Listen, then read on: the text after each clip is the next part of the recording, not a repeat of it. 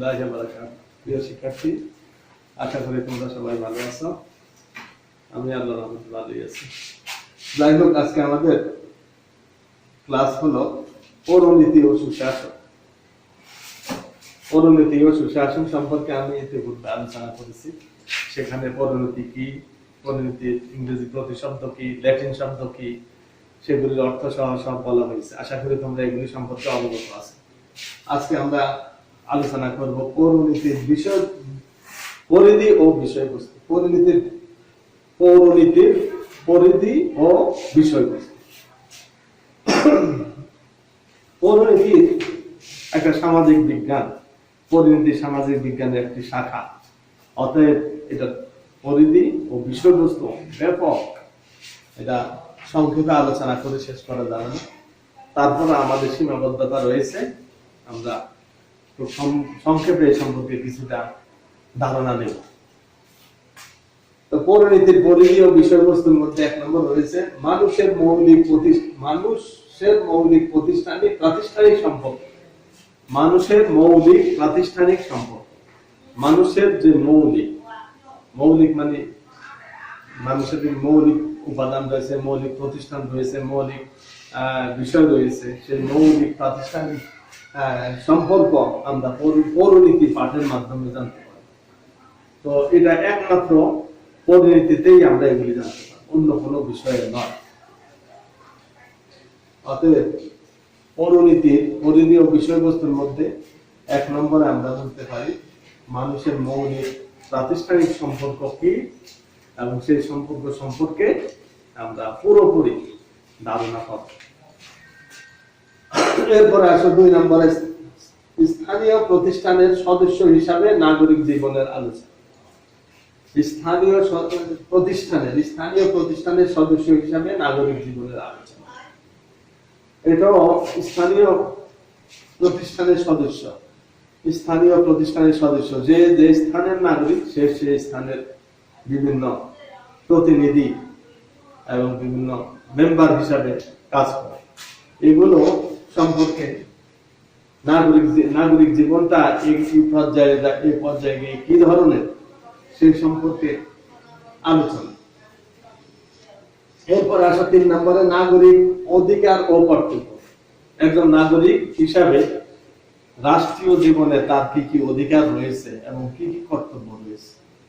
এরপর কোন ব্যক্তি যদি তার অধিকার সম্পর্কে সচেতন না হয়, যেমন তার চলাফেরার অধিকার, রাজনীতির অধিকার, তারপরে ধর্মীয় অধিকার, তারপরে তোমার সামাজিক অধিকার, ন্যায় বিচার পাওয়ার অধিকার, এই ইত্যাদি ইত্যাদি আর অনেক ধরনের অধিকার রয়েছে। সে অধিকারগুলো যদি না জানে, তাহলে সে তার অধিকার আদায় করবে কিভাবে, এবং সমাজের প্রতি তার যে দায়বদ্ধতা রয়েছে, তার যে কর্তব্য রয়েছে, সেই কর্তব্যগুলো সে যদি না জানে, তাহলে সে কর্তব্য কিভাবে পালন করবে? কোন অবস্থাতে সেটা পালন করতে পারবে না। এরপরে আসো 4 নম্বর রাজনৈতিক প্রতিষ্ঠানাদি। রাজনৈতিক কর্মকাণ্ড পরিচালনার জন্য বিভিন্ন ধরনের প্রতিষ্ঠান রয়েছে, যেমন সংসদ ভবন, সংসদ সচিবালয় ইত্যাদি ইত্যাদি, এবং বিভিন্ন দলের জন্য বিভিন্ন পার্টি অফিস থাকে। এগুলো হলো রাজনৈতিক প্রতিষ্ঠানাদি। এগুলো পৌরনীতির পরিধি ও বিষয়বস্তুর পর্যায়ে পড়ে। এরপরে আসো অন্যান্য সামাজিক প্রতিষ্ঠানের সদস্য হিসাবে 5 নম্বর অন্যান্য সামাজিক প্রতিষ্ঠানের সদস্য হিসাবে নাগরিক জীবনের আলোচনা। অন্যান্য সামাজিক প্রতিষ্ঠানগুলো কি? সেই সামাজিক প্রতিষ্ঠানগুলো যেমন মসজিদ, প্যাগোডা, এগুলি হলো সামাজিক প্রতিষ্ঠান। এই প্রতিষ্ঠানে বিভিন্ন সদস্য রয়েছে, বিভিন্ন কমিটি রয়েছে। সেগুলো কি ধরনের হবে, সেগুলোর এজেন্ডা কি ধরনের হবে, সেগুলোর কার্যকলাপ তোমার কি ধরনের হবে, সেগুলো একমাত্র পরিণতির মাধ্যমে জানা যায়। এরপর আসো রাষ্ট্র সংক্রান্ত। রাষ্ট্র কি, রাষ্ট্রের কি কি উপাদান রয়েছে, সেগুলো সম্পর্কে রাজনৈতিক পরিণতিতেই আলোচনা হয়। এটাও একটা পরিধীয় বিষয়বস্তুর পর্যায়ে পড়ে। এরপর হলো সরকার ও সরকারের কার্যক্রম। সরকার কি এবং সরকারের কি কি কার্যক্রম পরিচালনা করবে, এগুলি একমাত্র পরিণতির মাধ্যমে জানা যায়। একটা সরকার কি একদলীয় সরকার না গণতান্ত্রিক সরকার, একদলীয় সরকারের বৈশিষ্ট্য কি, গণতান্ত্রিক সরকারের বৈশিষ্ট্য কি, সেগুলো সম্পর্কে পরিণতি বিবিধ আলোচনা করে থাকে। এরপরে আসো ৮ নম্বরে নাগরিকতার অতীত, বর্তমান ও ভবিষ্যৎ কর্মসূচি। নাগরিক জীবনটা অতীতে কি ধরনের ছিল, যেমন আমরা এই পরিণতি আলোচনার প্রথম ক্লাসে বলেছিলাম, আগে নগর রাষ্ট্র ছিল, নগর রাষ্ট্রের আবার সবাই নাগরিক, নগর রাষ্ট্রের অধিবাসী বললেই নাগরিক তা নয়। এখন যেভাবে নগরের অধিবাসীকে নাগরিক বলে, কিন্তু তখনকার দিনে সেটা ছিল না। যারা রাষ্ট্রের কার্য, শাসন কার্য পরিচালনা করে তারা নাগরিক। কিন্তু এটা হলো অতীতের অবস্থা। বর্তমানে আবার এই ধরনের কার্যক্রম চলে আসছে, নগরের অধিবাসীরা এই নাগরিক, যারা যেখানে যে রাষ্ট্রে জীবন যাপন করে, জন্মগ্রহণ করেছে এবং সেখানে জীবন যাপন করে, তারা সেখানে নাগরিক। বর্তমানে ভবিষ্যৎ কর্মসূচি, ভবিষ্যতেও তাই একই ধরনের হবে এবং সেগুলো একমাত্র পরিণতি পাঠের মাধ্যমে সেগুলি জানা যায়। এরপরে আসলে ৯ নম্বরে নাগরিকতার আন্তর্জাতিক বিষয়।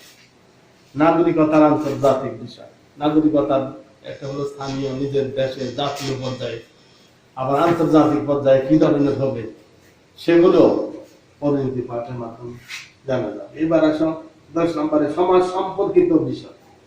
সমাজ সম্পর্কিত বিষয়, পরিণতি হলো একটা সামাজিক বিজ্ঞান। সমাজে মানুষ কিভাবে পরস্পর একতাবদ্ধ হয়ে বসবাস করবে, এটা একমাত্র পরিণতির মাধ্যমে সবার আইডিয়া, ধারণা জন্মাবে মানুষের মাঝে।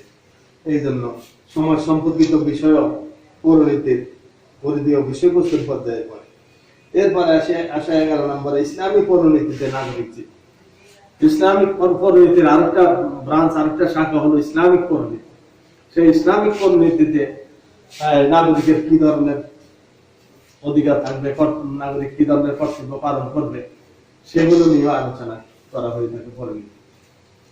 তো আমরা পরিণতির বিষয়বস্তু ও পরিধি সম্পর্কে আলোচনা করেছি। এরপরে আসবে পরবর্তী ক্লাসে আসবে পরিণতি পাঠের প্রয়োজনীয়তা। তো তোমরা আজকে আর বেশি তোমাদেরকে টাচ দিলাম না, তোমরা পরিণতির বিষয়বস্তু ও পরিধি সম্পর্কে, পরিধি ও বিষয়বস্তু সম্পর্কে ভালোভাবে অধ্যয়ন করবে এবং এই সম্পর্কে আরো বিস্তারিত বই আছে, বই থেকে জেনে নিবে। এই যে তোমাদের বাড়ির কাজ। সবাই ভালো থাকো। আল্লাহ হাফেজ।